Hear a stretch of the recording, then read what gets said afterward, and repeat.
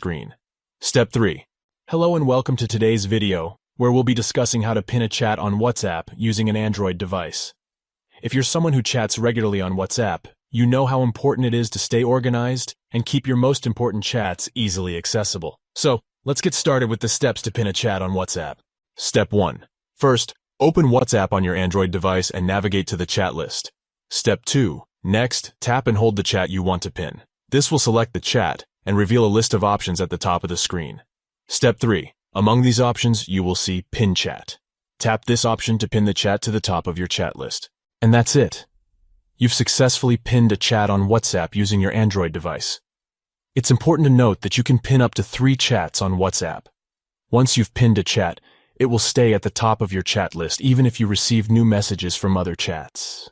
To unpin a chat, simply tap and hold the pinned chat, and then tap Unpin Chat from the options that appear at the top of the screen. In conclusion, pinning a chat on WhatsApp using an Android device is a simple process that can help you stay organized and keep your most important chats easily accessible. By following these simple steps, you can easily pin and unpin chats on WhatsApp.